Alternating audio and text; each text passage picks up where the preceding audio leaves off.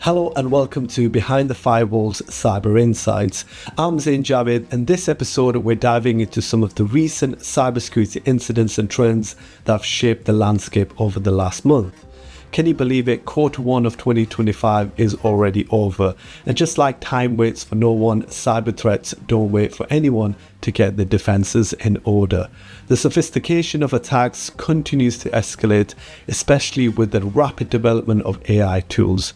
Despite over 50% of UK businesses experiencing a cyber attack last year, only 31% conducted a cyber risk assessment, and just 15% had a formal incident management plan in place. And here's a staggering statistic for you. Phishing attacks have surged by a massive 4,000% since the emergence of ChatGPT. As AI evolves, so do the methods of those using it for malicious purposes. Today, we're breaking down some of the most significant incidents and developments from the past 3 months, along with key takeaways to help you strengthen your defenses moving forward. Let's get into it.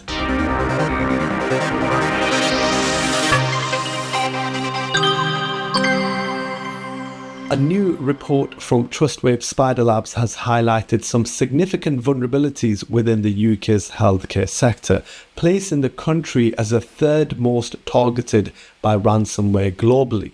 The study found that 21% of all ransomware breaches are aimed at public health and government healthcare facilities, and around 45% of these attacks exploit public-facing applications, and with a staggering 56% targeting the Log4j vulnerability.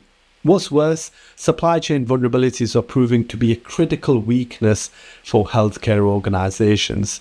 The report explains that integration of sensitive patient data, dependency on legacy systems, and the use of internet-connected devices all contribute to the growing risk.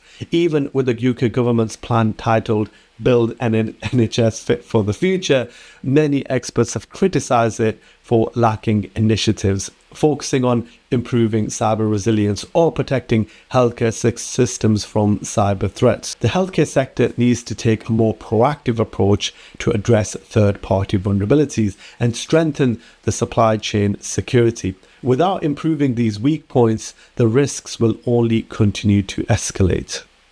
And speaking of healthcare, here's another critical incident from Q1, a data breach that led to a hefty fine.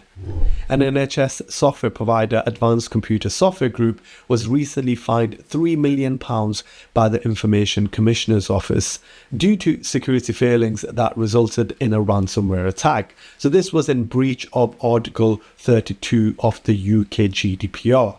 The attack, which occurred back in August 2022, compromised the personal information of around 79,000 people, and the hackers gained access through a customer's account that lacked proper multi-factor authentication. The breach then disrupted critical services like the NHS 111 service, leaving some staff unable to access patient records. The ICO criticised the company for its incomplete MFA coverage and stating that the security measures fell far short of expectations. Although the original fine was supposed to be £6 million, it was reduced due to the company's proactive engagement with the police and cybersecurity experts. We've seen these reduced fines before when, in 2018, British Airways faced a notice of intent for £183 million due to a cybersecurity breach, but the actual fine issued in 2020 was reduced to £20 million. Similarly, Marriott International fine from £99 million dropped to around £18 million. So this is the first ever fine to a data processor. So the precedent has definitely been set. If your systems handle sensitive information, incomplete security measures are not an option. Ensuring comprehensive multi-factor authentication coverage is essential. Now, let's talk about a potential breach that could have far-reaching implications for the cloud industry. Recently, a threat actor claimed to have stolen 6 million data records from Oracle Cloud, potentially affecting over 140,000 customers. Oracle initially denied the breach, but researchers are finding evidence that suggests the attack might be real. And information security firms are now advising customers to take precautionary measures until formal guidance is provided. If proven true, and it's a big if, this breach could have a massive impact on cloud security policies moving forward. So the cloud infrastructure security should be a priority for organizations using these services. Proper segmentation and encryption of data are critical to mitigating damage if a breach was to occur. Finally, let's discuss a potential policy change that could completely shift how ransomware attacks are handled in the UK. The UK government is considering a total ban on ransomware payments for the public sector and critical infrastructure organisation. While the policy aims to discourage threat actors, experts are now raising some important concerns. So one of those concerns is that removing the option to pay a ransom may increase downtime and financial impact for the business. And if you're from the insurance world, you may be now forced to cover more costly recovery efforts, potentially driving up the insurance premiums. And criminals also might shift their focus to individuals or private businesses who fall outside the ban's scope. And now let's talk about a huge development from the UK government, the proposed Cybersecurity and Resilience Bill. The UK Technology Secretary, Peter Kyle, has just unveiled the full breadth of the government's Cybersecurity and Resilience Bill, the CSR Bill. So here's what we know so far.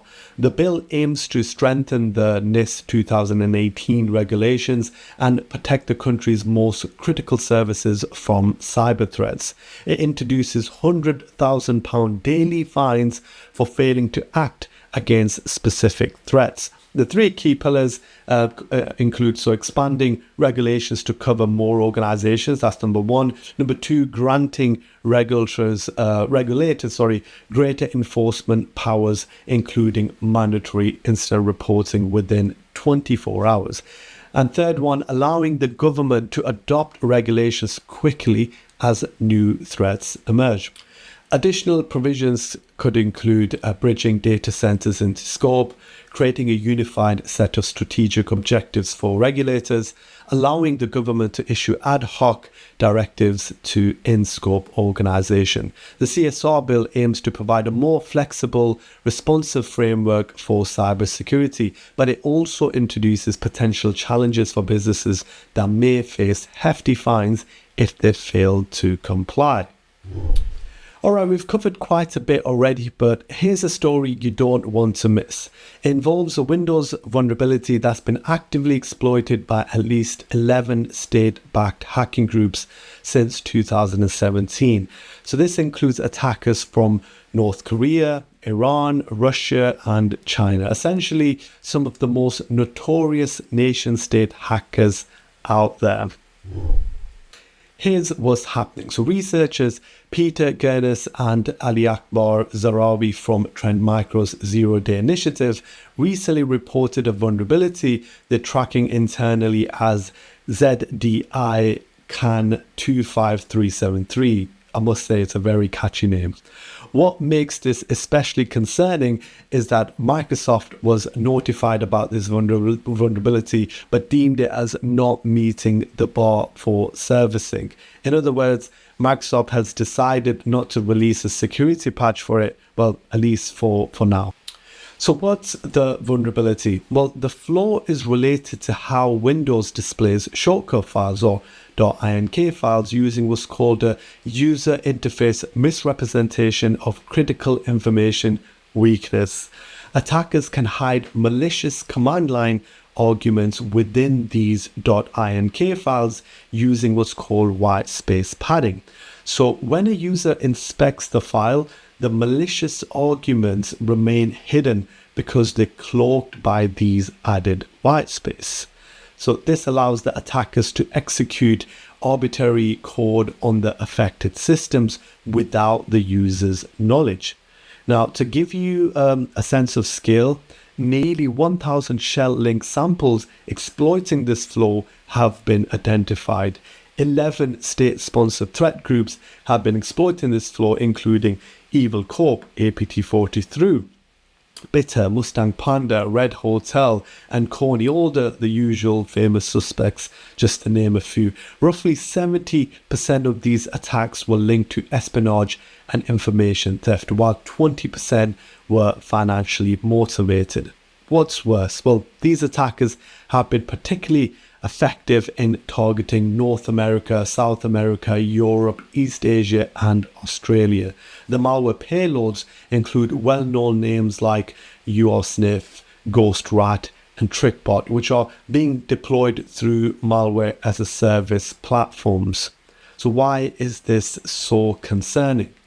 Microsoft has stated that their Defender software does provide some level of protection against this type of threat, but without a direct patch, organizations remain vulnerable. So Microsoft mentioned they may consider addressing this vulnerability in a future feature release, but that's still very much up in the air.